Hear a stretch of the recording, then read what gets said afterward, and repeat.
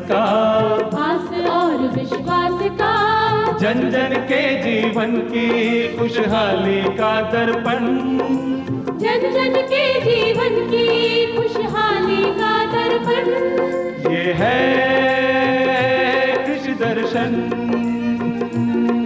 ये है कृषि दर्शन। जय किसान, जय राजस्थान, जय भारत। भारत सरकार के कृषि मंत्रालय के कार्यक्रम कृषि दर्शन में आप सभी किसान भाइयों और बहनों का और आप सभी दर्शकों का बहुत बहुत स्वागत और अभिनंदन। किसान भाइयों, खेती और पशुपालन हमारी अर्थव्यवस्था में एक दूसरे के पूरक माने जाते हैं और किसान भाइयों, पशुपालन जो है वो कृषि व्यवसाय में से एक महत्वपूर्ण व्यवसाय माना जाता है। हमारे पशुपालन के अंतर्गत आता है हमारा पशुधन और पशुधन के अंतर्गत आता है हमारा गौधन, जो सबसे ज़्यादा सर्वोपरि माना जाता है और इसके संरक्षण और इसके संवर्धन के लिए कई तरह के उपाय भी अपनाए जा रहे हैं। किसान भाइयों, पशुधन जो है वो न केवल हमारे जीवन में इसकी बहुत ज़्यादा महत्ता है, बल्कि पशुधन से हम ज़्यादा उत्पादन भी प्राप्त कर सकते हैं। तो इसके लिए हमें करना होगा इनका संरक्षण और साथ ही साथ इनका संवर्धन भी। तो आज कार्यक्रम कृषि दर्शन में हम बात करेंगे गौ संरक्षण और साथ ही साथ गौ आधारित जीवन पद्धति के बारे में। लेकिन आइए उससे पहले देख लेते हैं हमारा पहला सेगमेंट, खबरें खेती की।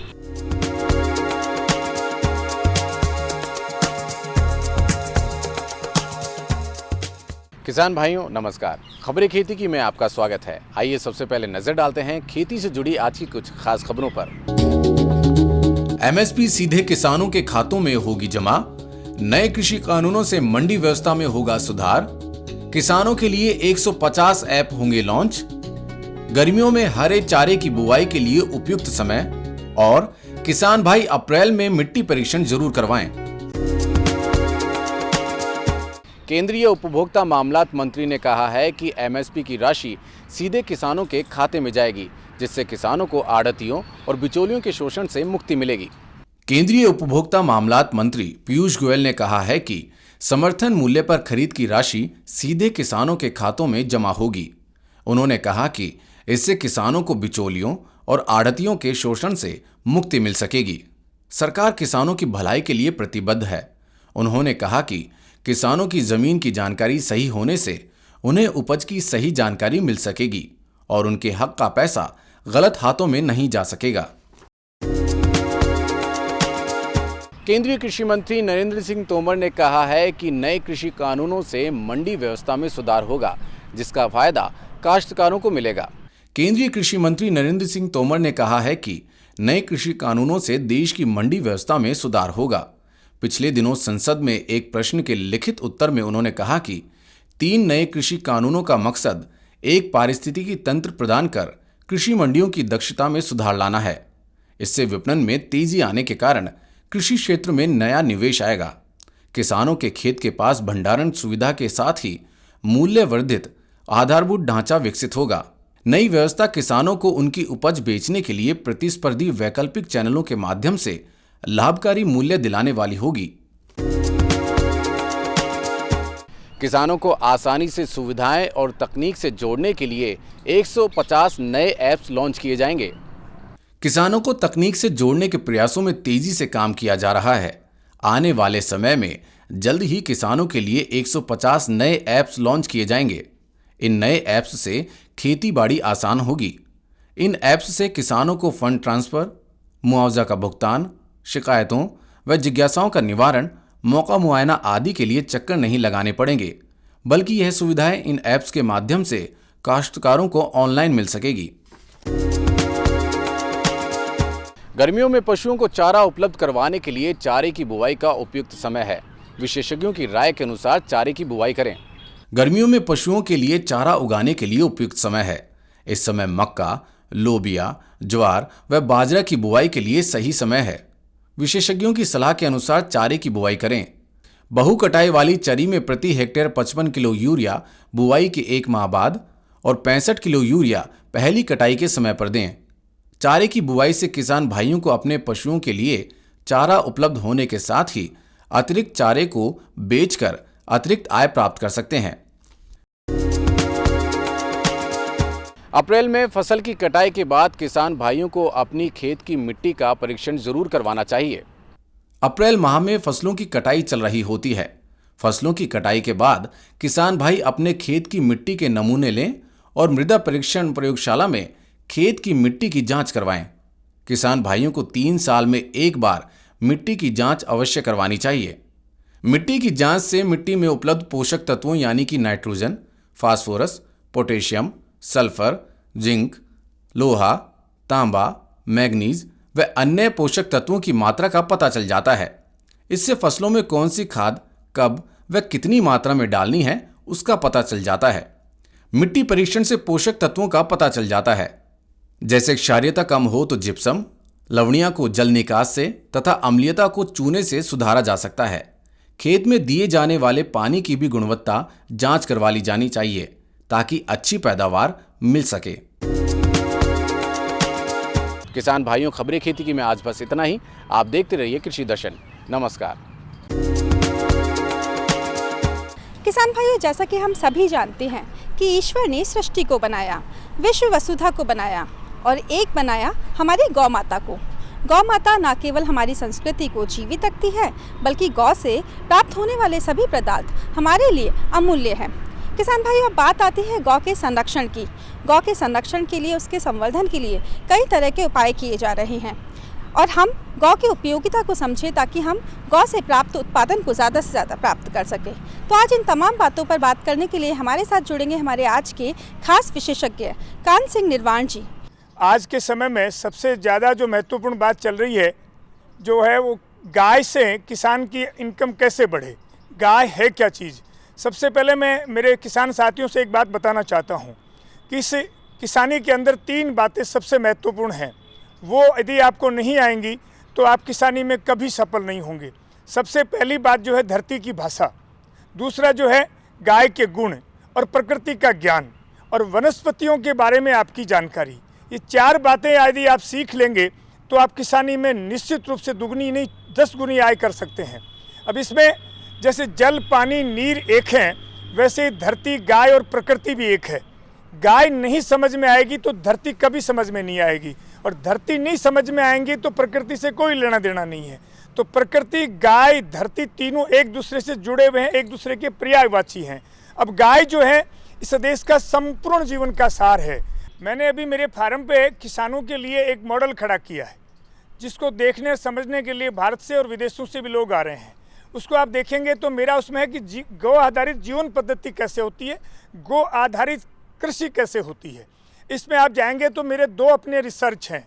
गाय जहाँ गाय के खुर खोज रखे जाएंगे वहाँ दुनिया का कोई साइंटिस्ट कभी रोग लगा के नहीं दिखा सकता, क्योंकि गाय के खुर में हमारे शास्त्रों में लिखा है कि सर्प का वास है। और जो जहाँ उसके पीछे लॉजिक ये है कि गाय के खुर में जहाँ रखा जाएगा वहाँ कभी भी हानिकारक कीटाणु, किसान को नुकसान पहुँचाने वाले कीटाणु पनप ही नहीं सकते।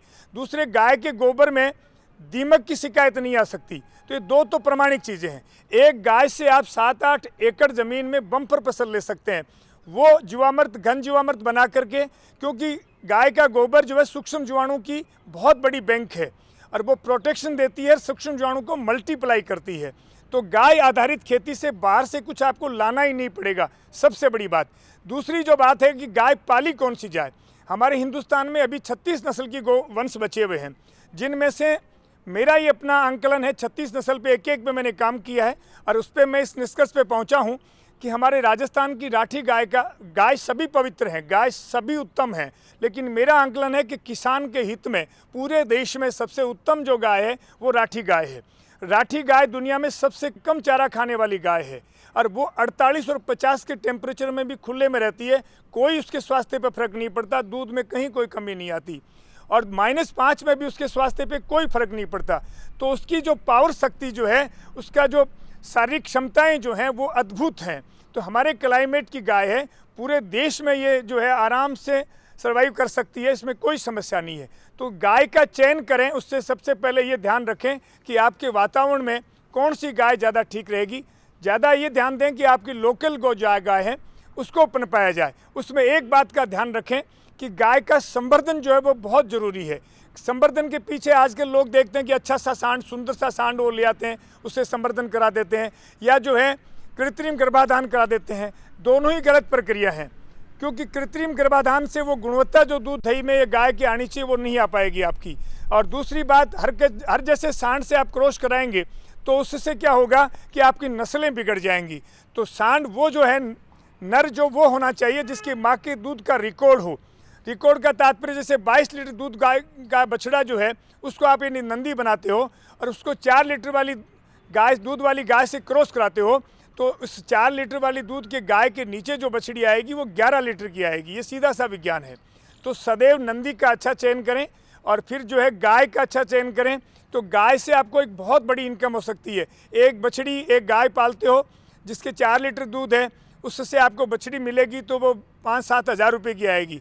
वही गाय अब 18-20 लीटर दूध की देसी गाय पालते हो तो उसकी जो बछड़ी आएगी वो 60-70 हज़ार रुपये की आएगी। खाना एक जैसा खाएंगी, बेगार एक जैसी होगी और सब सिस्टम एक जैसे होंगे, लेकिन ये सब होगा। उसके बाद में आज की तारीख में प्रमाणिक रूप से गाय का घी जो है पूरे राजस्थान और हिंदुस्तान में 1000 रुपये से किलो देसी गाय का घी कहीं नहीं बिक रहा है। तो आप घी पे बड़ा काम कर सकते हैं। ये दूध बेचने वाली प्रक्रिया से वनस्पत घी पे काम करेंगे तो आपको बहुत बड़े बेनिफिट हैं। उसके छाछ से आप जो है बहुत सारी सब्जियां बना सकते हैं। आप छाछ से जो है राबड़ी बना करके अपने बछड़ियों को और गायों को खिलाएंगे तो आपके दूध में गुणवत्ता भी बढ़ेगी और दूध भी बढ़ेगा। इसलिए किसान को एक जगह से रास्ता नहीं, गाय के गूंत और गोबर से खेती करेंगे तो प्रामाणिक रूप से खेती होगी। आपका अन्न जो आपका आहार है वो पूरा का पूरा देश में लोग ईमानदारी से करेंगे तो आपको ढूंढ करके ले जाएंगे। किसान को सबसे पहली जो बात सीखनी है वो अपने घर का पूरा उत्पादन जो घर में लगता है सामान, रसोई का जितना भी सामान है वो अपने खेत से उत्पादन लेना चाहिए, गो आधारित खेती से लेना चाहिए। इसके फ़ायदे ये हैं कि आपको बाज़ार में भटकना नहीं पड़ेगा, बाज़ार से अशुद्ध चीज़ें नहीं खानी पड़ेंगी, आपके घर में बीमारी नहीं आएगी। तो सबसे पहली बात इसमें आप पहले देखेंगे राजस्थान के इतिहास में कि हमारे यहाँ एक फसल होती थी, एक फसल में पूरा का पूरा सिस्टम 90% रसोई का सामान हम खेत से लेते थे और उसके सबसे पीछे जो है वो गाय खड़ी थी। तो हमारी गाय हमारे जीवन की धुरी रही है, गाय हमारे पूरे सिस्टम को चलाने वाली रही है, इसलिए हमारे पूर्वजों ने जो है इसको उतना बड़ा महत्व दिया। तो आज के समय में किसान को सबसे पहले गाय समझनी है, फिर खेती की भाषा समझनी है कि ज़मीन मेरे से क्या चाहती है, ज़मीन में क्या क्या। ज़मीन का सीधा सा रोल है मित्रों, ज़मीन में डेयरी और रेत के टीले आप एक जैसे निपटा सकते हैं। ये इसमें डेयरी और टीलों का सवाल नहीं है, सवाल ये कि किस धरती में कितने सूक्ष्म जीवाणु हैं और सूक्ष्म जीवाणु को पनपाने का काम, सूक्ष्म जीवाणु को मल्टीप्लाई करने का काम सिर्फ देसी गाय का गोबर करता है। 1 ग्राम देसी गाय के गोबर में 300 से 500 करोड़ सूक्ष्म जीवाणु होते हैं और वो सूक्ष्म जीवाणु को मल्टीप्लाई करके जीवामृत और घन जीवामृत से आप अपने खेत में काम में ले सकते हैं। तो इससे होगा क्या कि आपकी धरती संबल बनेगी और एक भी जीव की हत्या नहीं होगी। इस देश की परंपरा में किसान एक जीव को मारने में विश्वास नहीं करता था। आज रसायनों से और अन्य कारणों से खरबों जीवों की हत्या करने के बाद खेत से अन्न ला रहा है जो पाप का अन्न है और उसको खाने से बुद्धि मलिन होती है, ऐसा हमारा मानना है। तो आप जो है सबसे बड़ी बात जो है गाय आधारित खेती करेंगे तो आपके घर में धर्मयुक्त अनाज आएगा, उसको आप और अपने बच्चे खाएंगे तो आपकी बुद्धि की शालीनता आएगी, आपका व्यवहार में शालीनता आएगी और इसके तरीके से जो है खेती करने से एक भी जीव की हत्या नहीं होगी। इसमें सिर्फ एक देसी गाय से 7-8 एकड़ ज़मीन में आप बम्पर फसल लगते हैं। एक तरफ आप प्रयोग करना चाहें, आके देखना चाहें, समझना चाहें, कभी भी समझें। एक ज़मीन आप अलग अलग टुकड़ों में ले लें, जैविक तरीके से कर लें, रसायन तरीके से कर लें और गो आधारित कर लें। गो आधारित का कोई सानी नहीं है, उसमें अपने आप सूक्ष्म जीवाणु अपने फिर धीरे धीरे एक स्थिति ऐसी आती है कि आपको कुछ डालने की ज़रूरत नहीं पड़ेगी। आपके पौधे, आपका खेत, आपका सिस्टम और आपके बच्चों की जो परवरिश है वो सब दुनिया से अलग नज़र आएगी। तो गाय हमारे जीवन का आधार इसीलिए है। गाय को आप देखेंगे कि हमारे हर काम में सबसे पहले पूजनीय गाय को माना गया। इसके पीछे विज्ञान है। हमारे देश में आडंबर नाम की कोई चीज़ नहीं है, हर आडंबर में विज्ञान छिपा हुआ है। तो गाय का भी पूरा का पूरा विज्ञान छिपा हुआ है। आप एक हमारे गाय की उपस्थिति हमारे लिए कल्याणकारी है। तो खेत में खुर खोज रखे जाएंगे, गाय रहेगी तो सब तरह के रोगों से आप जो है दूर रहेंगे, ऐसा मेरा मानना है, ऐसा मेरा अपना रिसर्च है। आप सब लोग गाय से जुड़ेंगे तो कल्याण निश्चित है इस देश का भी, आप किसानों का भी। किसान को धरती की भाषा सीखनी चाहिए, धरती सबसे बोल के कहती है। ये जो एक घास का तिनका भी किसान अपने खेत से जलाता है बिना किसी कारण के तो बहुत बड़ा अपराध करता है, क्योंकि प्रकृति को जलाने का अधिकार, प्रकृति को नष्ट करने का अधिकार हमें किसी ने नहीं दिया। प्रकृति धरती का श्रृंगार है। इस धरती को माँ इसलिए कहते हैं कि माँ ओढ़ी पैरी अच्छी लगती है। तो आप इस धरती को जितना ढक के रखेंगे, अब गर्मी का मौसम आ रहा है, किसान को वनस्पतियों से पूरी धरती को आच्छादन करके रखेंगे, ढक के रखेंगे, तो सूक्ष्म जीवाणु को प्रोटेक्शन मिलेगा। सूक्ष्म जीवाणु को जब आच्छादन से प्रोटेक्शन मिलेगा तो गाय का गूंत और गोबर जो है उसको जो है मल्टीप्लाई करेंगे, और सूक्ष्म जीवाणु जिस खेत में ज़्यादा होंगे वो खेत अपने आप सोना उगनेगा। हमारे प्रधानमंत्री जी भी इस बात पे जोर दे रहे हैं कि किसान की आय दुगनी कैसे हो। मित्रों, दुगनी नहीं, मैं 10 गुने के स्रोत जानता हूँ। सबसे पहले आपको जो है अपने खेत में जितना भी अनाज होता है उसको सीधा थ्रेसर से निकाल करके मंडी में फेंकने की या मंडी में भेजने की या मंडी में बेचने की ज़रूरत नहीं है। आप अपने खेत में एक छोटी प्रोसेसिंग यूनिट लगाएं। आप दालें खुद खेत में तैयार करें, आप तेल खेत में तैयार करें, आप मसाले खेत में तैयार करें। आप कोई भी चीज़ को है जो है पूरे हमारे पुरातन तरीके से, हमारी संस्कृति के अनुसार, दालें मसाले हमारे देश में कभी भी पीस करके नहीं खाए जाते थे, कूट करके खाते थे या पत्थर पे बांट के खाते थे, जो अमृत होते थे। आजकल पूरा देश पीसे हुए मसाले खा रहा है, वो एक नंबर के किसी काम के नहीं है, वो जहर बने हुए हैं। तो प्रत्येक किसान अपने खेत में छोटी यूनिट लगाए, प्रोसेसिंग करे। प्रोसेसिंग करने से फ़ायदा ये होता है कि जैसे ही आप थ्रेसिंग से अनाज निकाल के मंडी ले जाते हैं, 2 किलो तो आपका मंडी से पार्क वाले बिखेर देते हैं और फिर वो अपनी मनचाही रेटें निकालते हैं। आप उसकी ग्रेडिंग करके ले जाएंगे तो एक दाना आपका कोई बिखेर नहीं सकेगा, और आपकी मनचाही कीमत उसको देनी पड़ेगी कि थैली में पड़ा, देख ले ये पूरा मेरा अन्न है। तो पूरा विधि विधान से खेत में डूब करके काम करें। सीधा सा विज्ञान है कि धरती को आपको संरक्षण देना पड़ेगा वनस्पतियों के द्वारा। और प्रकृति, मैंने कहा ना कि प्रकृति गाय से ही जुड़ी हुई है। गाय रहेगी तो प्रकृति जिंदा रहेगी। हमारे पेड़ पौधे सब के सब गाय पे हैं। तो गाय का जीवन सर्किल आप देखेंगे तो पूरा का पूरा हमारा गाय का गूंत गोबर का उपयोग सिर्फ और किसी काम में नहीं करना चाहिए। मेरी एक अपील है किसानों से, नए जो कुछ लोग आ रहे हैं, नई बातें ला रहे हैं, इससे उलझ के नहीं। गाय के गूंत गोबर का अधिकार सिर्फ धरती माता का है, क्योंकि गाय जो है धरती का ऋण लेती है। घास चारा जो भी अनावश्यक चीज़ें गाय खाती है, और वो गोबर के रूप में जो देती है वो श्रृंगार है धरती का। गाय के गूंत गोबर पे अधिकार धरती का है। दूध दही छाछ पे हम खाएं और हमारे संतानों को देश के लिए सुरक्षित करें, देश के लिए मजबूत करें, ये मेरी आप लोगों से विनती है। नमस्कार। तो किसान भाइयों, आज हमने देखा गौ संरक्षण और गौ आधारित जीवन पद्धति पर जानकारी। किसान भाइयों, ऐसी मान्यता मानी जाती है कि जब हम गायों को पालते हैं तो वो आने वाला संकट अपने ऊपर ले लेती है। तो क्यों ना हम भी उसे संकट से बचाने के लिए उनका संरक्षण करें, उनका संवर्धन करें और साथ ही साथ उनकी उपयोगिता को स्थापित करें। आपको हमारा आज का ये कार्यक्रम कैसा लगा, आप हमें पत्रों के माध्यम से बता सकते हैं। और पत्र लिखने के लिए हमारा पता है कार्यक्रम कृषि दर्शन, डीडी राजस्थान, दूरदर्शन केंद्र जयपुर। और आप हमें ईमेल भी कर सकते हैं। हमारा ईमेल आईडी है krishidarshanjaipur@gmail.com। और हमेशा की तरह हमें रहेगा आपके पत्रों और आपके ईमेल्स का इंतज़ार। किसानों की बात, किसानों के साथ और किसानों का विकास, इन सभी का दर्पण है आपका अपना कार्यक्रम कृषि दर्शन।